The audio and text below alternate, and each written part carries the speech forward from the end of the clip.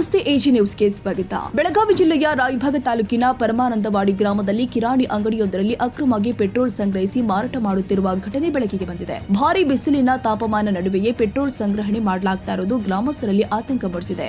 ಕೊಲ್ಲಿ ರಾಷ್ಟ್ರಗಳ ಯುದ್ಧ ಪರಿಸ್ಥಿತಿ ಹಿನ್ನೆಲೆ ತೈಲ ಸಂಗ್ರಹಣೆ ಮಾಡಬಾರದು ಅಂತ ಸರ್ಕಾರ ಕಟ್ಟುನಿಟ್ಟಿನ ಸೂಚನೆ ಕೊಟ್ಟಿದ್ರು. ಅದನ್ನ ಲೆಕ್ಕಿಸದೆ ಗ್ರಾಮದ ಮಧ್ಯಭಾಗದಲ್ಲಿ ರಾಜರೋಷವಾಗಿ ಅಕ್ರಮ ದಂಧೆ ನಡೀತಾ ಇದೆ ಎಂಬ ಆರೋಪ ಕೇಳಿ ಬರ್ತಾ ಇದೆ.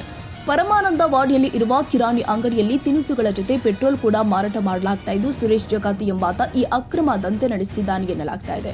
ಸ್ಥಳದಲ್ಲಿ ಸುಮಾರು 40 ಲೀಟರ್ ಪೆಟ್ರೋಲ್ ಪತ್ತೆಯಾಗಿದೆ ಅಂತ ಮೂಲಗಳು ತಿಳಿಸಿದೆ.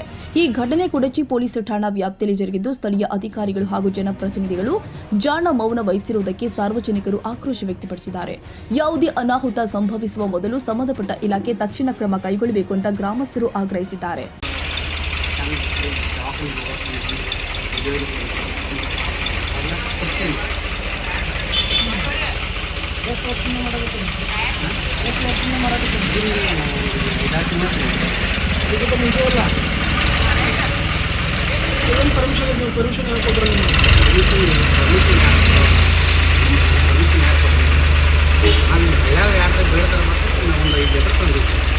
Siddaramagouda Patil, AG news, Raybag.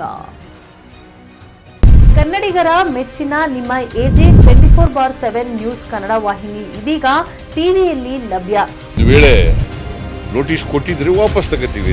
ಇವತ್ತು ವಕ್ಫ್ ಪ್ರಾಪರ್ಟಿ ಅಂತೇಳಿ ಬರ್ತದೆ ಅಂತ ಹೇಳಿದ್ರೆ ರೈತರ ಬೀದಿಗೆ ಬಂದ್ರೆ ಏನ್ ಮಾಡ್ಬೇಕಾಗತ್ತೆ? ಯಾರು ವೋಟ್ ಹಾಕಿಲ್ಲ ಅಂದ್ರೆ ಗ್ಯಾರಂಟಿನೆಲ್ಲ ಸ್ಟಾಪ್ ಮಾಡ್ಬಿಡ್ತೀವಿ.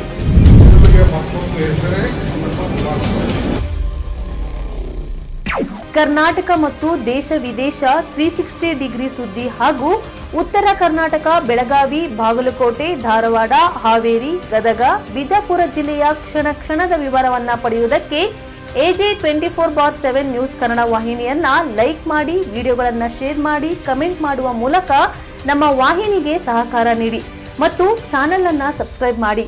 ಧನ್ಯವಾದಗಳು.